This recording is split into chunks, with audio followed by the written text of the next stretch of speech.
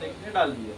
जब गाड़ी लगाया सूखा जमीन था, लेकिन 2 दिन के बारिश के बाद पूरा कीचड़ हो गया, उसका गाड़ी उधर ही सेटल होना चालू हो गया। तो आपको आपके साइट कंडीशंस के बारे में पता होना चाहिए। कई बार ये होता है कि हमको एक्सकेवेशन के एजेस में क्रेन लगाने के लिए बोला जाता है। वो आपको आपका जो एक्सकेवेशन जहाँ किया गया है उसके नीचे का जो सॉइल कंडीशन है वो कैसा है, अगर उसमें मुरूम है, पत्थर है, क्या है, उस हिसाब से क्रेन आपका आउटरिगर सेट करना मुमकिन है कि नहीं, वो एक बार देखना चाहिए। अगर आप मिट्टी जैसे डीएसएस में जैसा मिट्टी हो उसके जैसे एरिया में आप लगाते हो तो सॉइल इरोजन यानी मिट्टी कोलैप्स होने का खतरा ज़्यादा रहता है। उस केस में आपको क्रेन का आउटरिगर उधर बिल्कुल सेट नहीं करना चाहिए। और वही सेम आपके डंपर मूवमेंट के लिए भी है।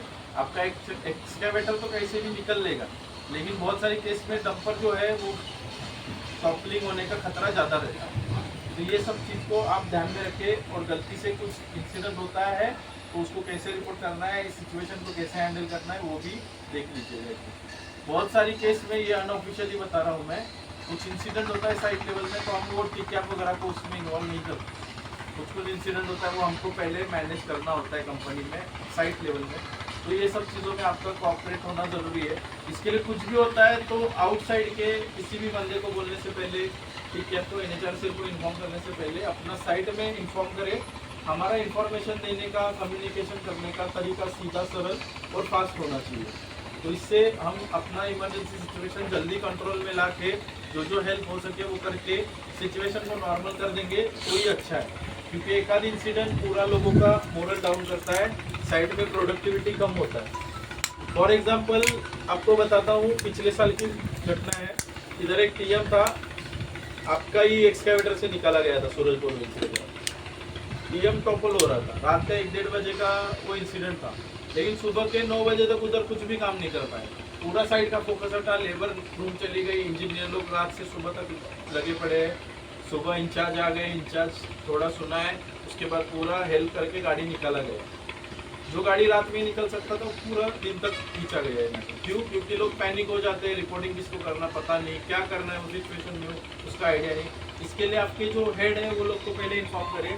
आप जो सब कॉन्ट्रैक्टर है, आपके हेड तो साइट इंचार्ज है वही है, आप उनको सीधा इंचार्ज को रिपोर्ट कर सकते हैं।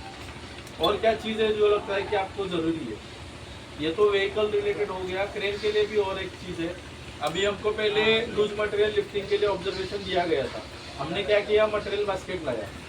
मटेरियल बास्केट तो हम लेके आए, लूज मटेरियल जो कि छोटा है बास्केट में बैठ सकता है। जो आइटम बास्केट में नहीं बैठ सकता उसके लिए क्या करेंगे, जैसे लेजर पाइप है, सरिया है, एच बीम है, ये तो बास्केट में बैठेगा नहीं। इसके लिए अभी कल ही हमारे स्टोर में रैचेट बेल्ट, यानी जो कि हम ट्रेलर में कुछ सामान रखने के बाद जिससे टाइट करते हैं खींच से, वो बेल्ट आए हुए हैं। आपको 2 और आपके ट्रेन के नाम के 2 ऐसे 4 रैचेट बेल्ट हम चैनल 65 के लिए रखेंगे। कुछ भी लूज सरिया वगैरह आप उठा रहे हो तो वो रैचेट बेल्ट का इस्तेमाल करें। और एक चीज़ है, आप जब भी लिफ्टिंग कर रहे हो, ज़्यादातर चीज़ टावर क्रेन ऑपरेटर के ही हाथ में है कि नीचे लेबर लोग कहाँ काम कर रहे हैं, उसके ऊपर से मैं लोड ना उठा के ले जाऊँ। क्योंकि बहुत सी बार हमको ठीक है वाला सवाल पूछता है, यार इधर तो सस्पेंडेड लोड है, नीचे लेबर काम कर रही है। तो वो लेबर को हटाना इजी है कि वो टावर क्रेन मूवमेंट ऐसे तरीके से करे कि वो लेबर के ऊपर ना आए। क्या इजी है ज़्यादा, तो आपको ज़्यादा एफर्ट्स लेने पड़ेगा कि जितना हम दूर से लेबर के ले जाए वो इजी है। क्योंकि मैं पूरा स्कैफोल्डिंग से लेबर उतारूंगा भाई, एक लोड उठा के ले जाओ, आपके तो काम ये मुमकिन नहीं है। और हम ये भी नहीं कर सकते कि लेबर नीचे काम कर रहे हो, आप सस्पेंडेड लोड घुमाते रहे। तो इसके लिए आपको ज़्यादा एफर्ट्स लेना पड़ेगा कि वो जो लोड उठा रहे हो आप, सस्पेंडेड लोड, वो लेबर के ऊपर से ना लेके जाए, ठीक है।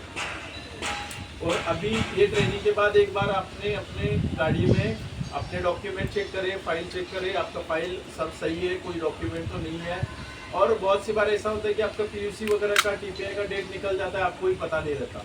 फिर हम पीछे पड़े रहेंगे कि भाई इसको रिन्यू करो, नहीं तो हम स्टॉप वर्क कर देंगे।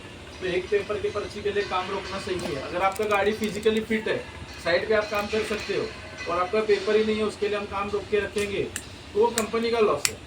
लेकिन अगर आपका गाड़ी का मेंटेनेंस, जैसे परसों का बात था, मेंटेनेंस नहीं हुआ, डीजल नहीं दिया, उस केस में मैं बोल रहा हूँ कि भाई काम नहीं कर सकते, तो कंपनी को भी घाटा नहीं है। क्योंकि कंपनी चाहती है तो भी आप काम नहीं करवा पाए क्योंकि डीजल नहीं था।